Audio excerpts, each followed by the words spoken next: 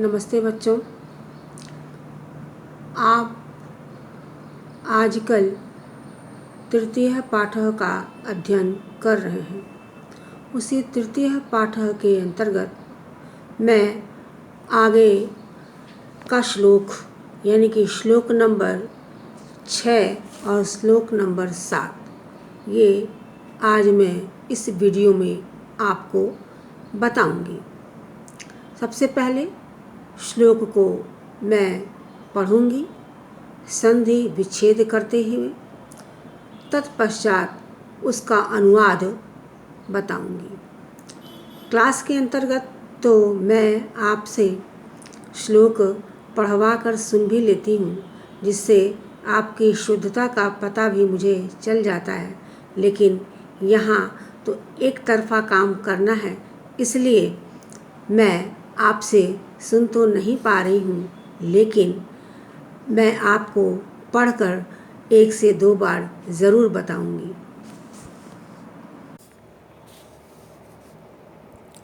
व्यायाम स्विन्निगात्रस्य पदाभ्याम उदवर्तितस्य च व्याधयः न उपसर्पन्ति वैनतेयम् इव उर्गाः वयः रूप गुणहीनम अपि कुर्यात् सुदर्शनम। एक बार और देखें।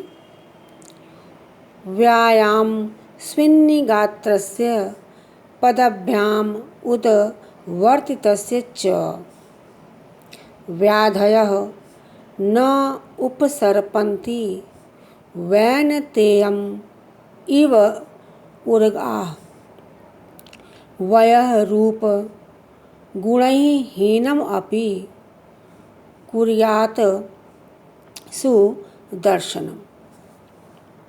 अब इसका आपको सबसे पहले इसमें प्रयुक्त कठिन शब्दों के अर्थ आप देखें।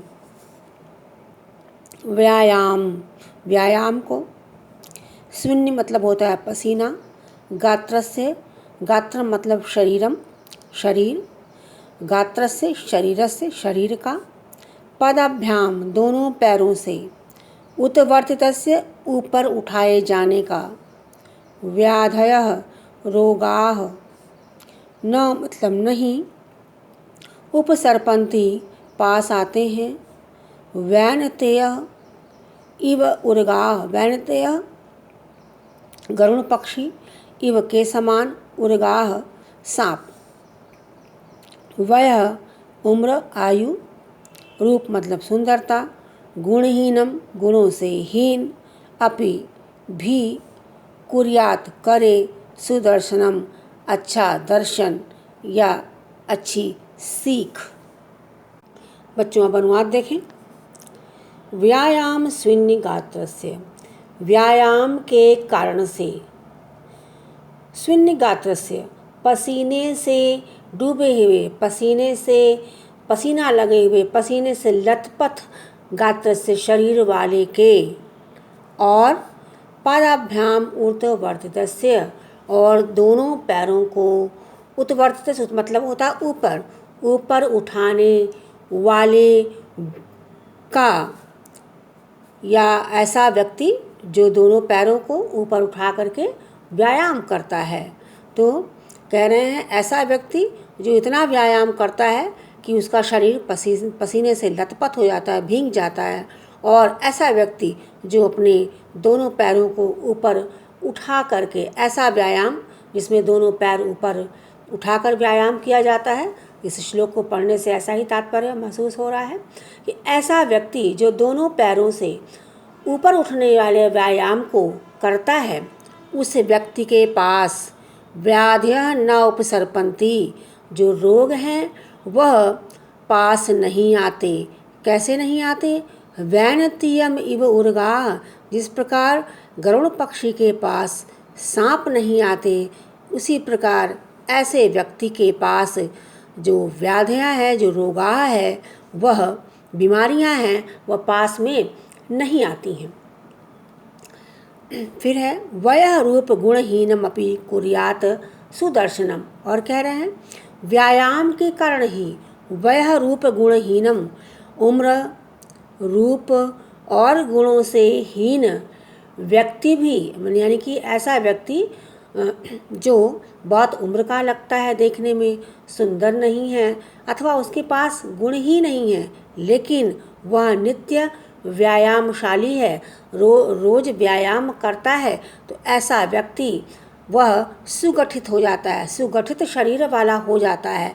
तो ऐसा करने से सुदर्शनम, वह व्यक्ति भी सुंदर दिखाई देने लगता है। यानी कि व्यायाम के कारण जो व्यक्ति इतना व्यायाम करता है कि उसका शरीर पसीने से लथपथ हो जाता है, भीग जाता है, और व्यक्ति ऐसा व्यायाम जो दोनों पैरों को ऊपर उठा करके किया जाता है, इस प्रकार का व्यायाम करता है, तथा तब वैसे व्यक्ति के पास रोग वह नहीं आते हैं। कैसे नहीं आते?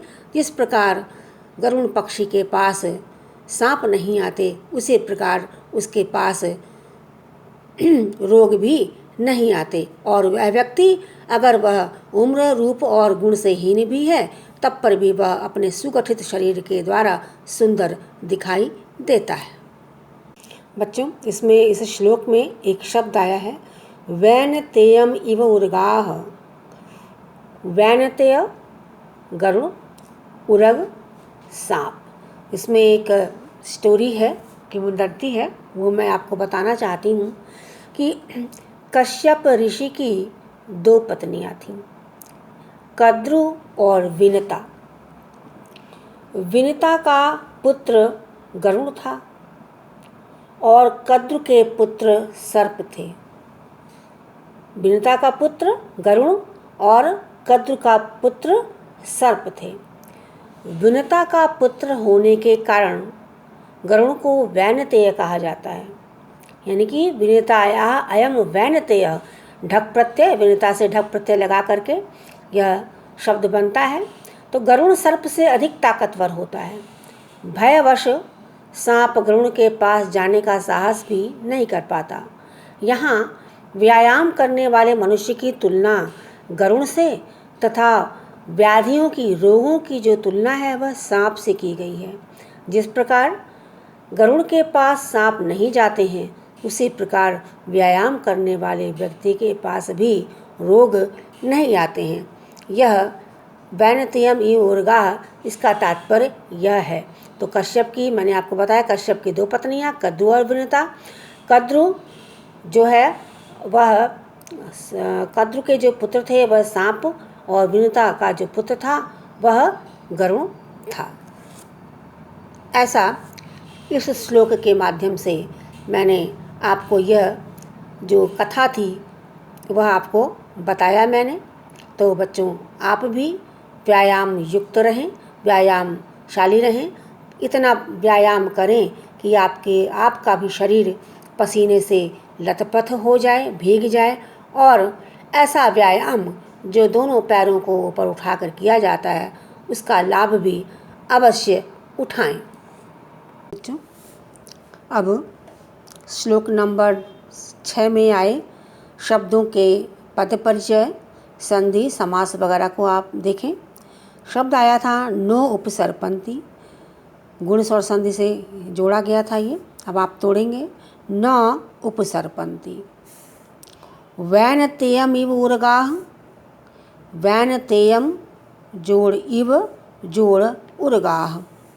फिर है गुणहीनमपि, गुणैः जोड़ हीनम जोड़ अपि, विसर्ग को रा हुआ है। वयो रूप, यहाँ उत्तर संधि है, वयः जोड़ रूप।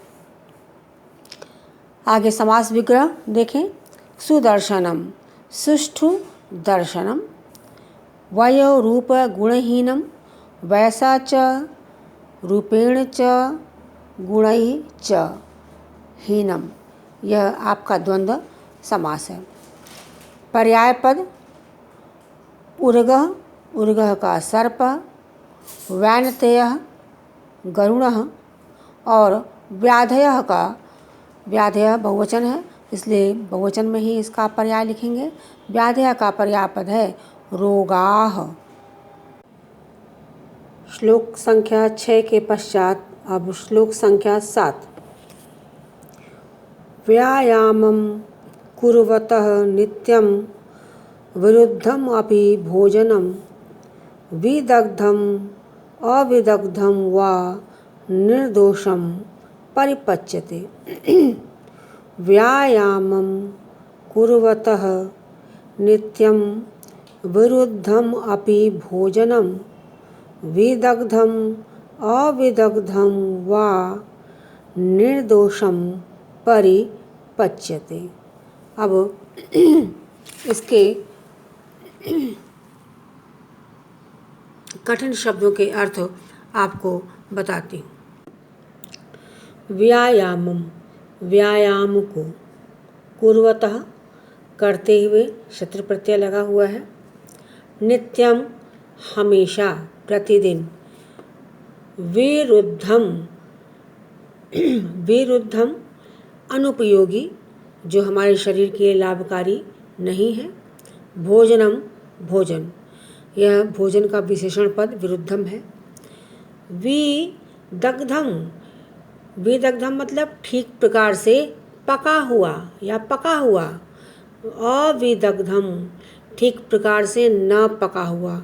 ये दोनों शब्द एक दूसरे के विपर्य पद हैं। वा मतलब अथवा, निर्दोषम बिना कष्ट के, बिना परेशानी के, परिपच्यते पच जाता है। एक बार और देख लें। व्यायामम, व्यायाम को, कुर्वतः, करते हुए, नित्यम, प्रतिदिन, विरुद्धम, विरुद्धम,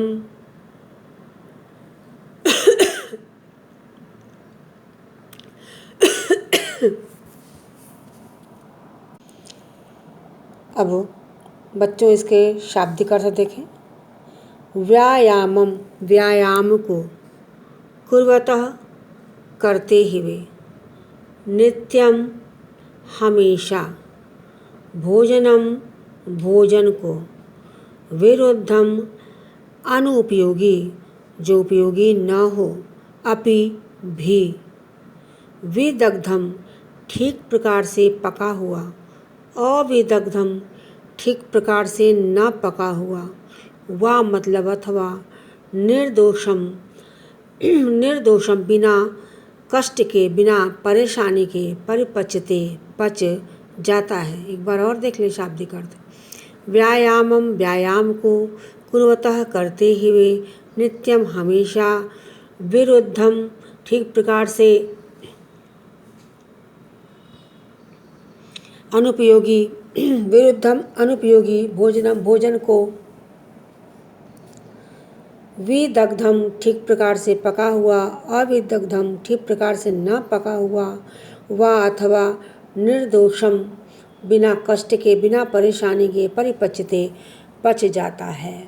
अब अर्थ देखें, यानी कि ये श्लोक आपको कह रहा है कि अगर आपका भोजन गरिष्ठ है, कच्चा पक्का आप किसी भी तरह का आपने भोजन कर लिया है, फिर भी अगर आप व्यायामशील हैं, व्यायाम करते हैं, तो वह भी आसानी से आपको पच जाता है। तो देखें, व्यायामम कुर्वतः नित्यम, प्रतिदिन व्यायाम को करते हुए व्यक्ति का, विरुद्धम अपि भोजनम, विरुद्ध अर्थात अनुपयोगी, अनुपयोगी भोजन भी, अविदग्धम, विदग्धम अविदग्धम, कैसा भोजन, वह भली प्रकार से पका हो अथवा कच्चा हो, अथवा ठीक प्रकार से पका हुआ ना हो, दोनों ही तरह का भोजन निर्दोषम परिपच्यते, बिना किसी कष्ट के, बिना किसी मुश्किल के आसानी से पच जाता है। एक बार और देख लीजिए।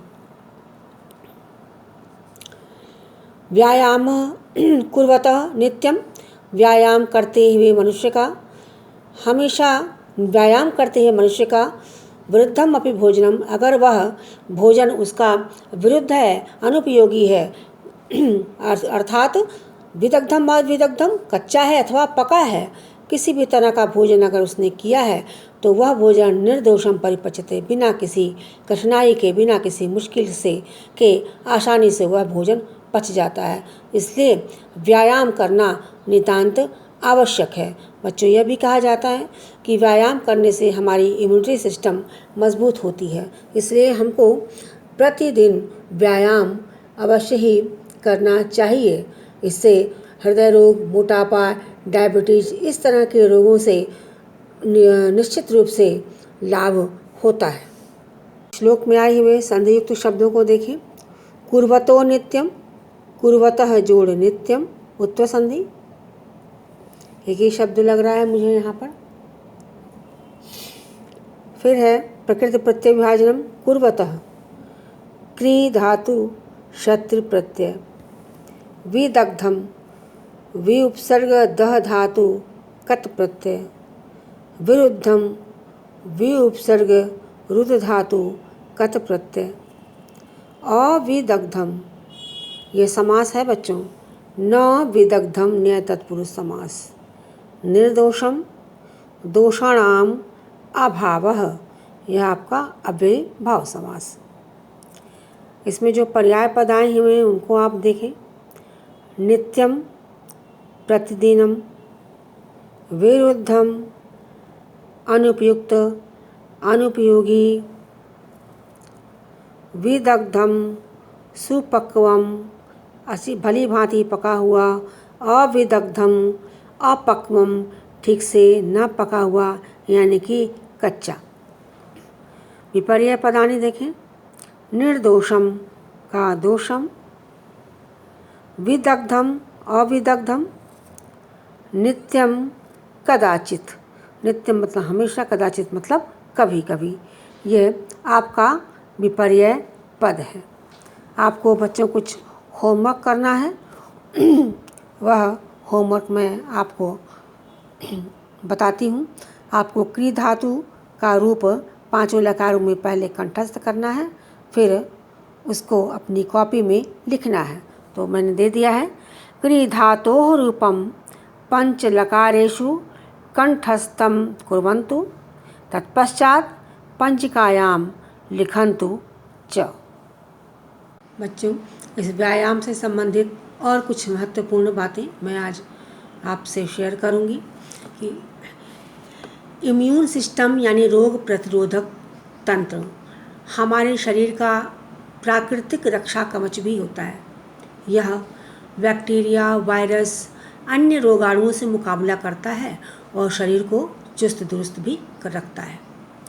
आपका इम्यून सिस्टम जितना मजबूत होगा, बीमारियां आपसे उतनी ही दूर रहेंगी। इम्यून सिस्टम की बेहतरी के लिए केवल खान पान ही पर्याप्त नहीं होता है, व्यायाम, योग, मेडिटेशन जैसी चीज़ों का भी इसमें बहुत अहम रोल होता है। नियमित व्यायाम से जैसा कि मैंने पहले भी कहा, आपका हृदय रोग है, आपका जो मोटापा है और आपके अंदर जो कोलेस्ट्रॉल का स्तर जो बढ़ जाता है, वो सारी चीज़ें आपको ये इससे ठीक होता है। अभी आजकल के समय में जो कोरोना जैसी महामारी जो फैल गई है, बाकी कुछ लोग जिम जाते थे, कुछ लोग पार्कों में टहलते थे, वो अब नहीं जा पा रहे हैं। तो ऐसे लोग अपने घर में ही व्यायाम ज़रूर करें और अपने इम्यूनिटी सिस्टम को भी ज़्यादा से ज़्यादा मजबूत करें। एक सप्ताह तक लगातार व्यायाम ना करने पर स्वाभाविक रूप से हमारा जो इम्यूनिटी सिस्टम है वह कमज़ोर हो जाता है। इसलिए हमें रेगुलर लगातार अपने घर पर ही व्यायाम करते रहना चाहिए। यह बहुत ही ज़्यादा ज़रूरी है। ऐसा कहा भी जाता है कि इम्यूनिटी सिस्टम बढ़ाने के लिए सप्ताह में कम से कम 100 मिनट का व्यायाम करना अनिवार्य होता है। इसलिए हमें अपने शारीरिक सक्रियता को बनाए रखने के लिए और अपने इम्यूनिटी सिस्टम को रोग प्रतिरोधक क्षमता को बढ़ाए रखने के लिए हमें व्यायाम नित्य प्रतिदिन करना चाहिए और इससे हमारे जो शारीरिक जो प्रौढ़ता है, जो गठन है, वह भी दृढ़ता है, उसमें जो है वह मजबूती आती है। तो इसलिए बच्चों आप नित्य प्रतिदिन व्यायाम करें।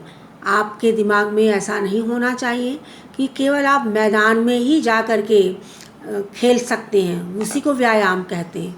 ऐसा नहीं है, बल्कि जो आप योग करते हैं, आप घर में ही अपनी छत पर भी कुछ उछल कूद मचा सकते हैं। अपने शरीर को वार्म अप कीजिए, कुछ खेलिए, दौड़िए, दौड़ के बात कीजिए, बॉल खेलिए, लेकिन आप खेलें ज़रूर। इससे आपकी रोग प्रतिरोधक क्षमता भी बढ़ेगी। धन्यवाद बच्चों, आशा है आप ज़रूर लाभान्वित हुए होंगे।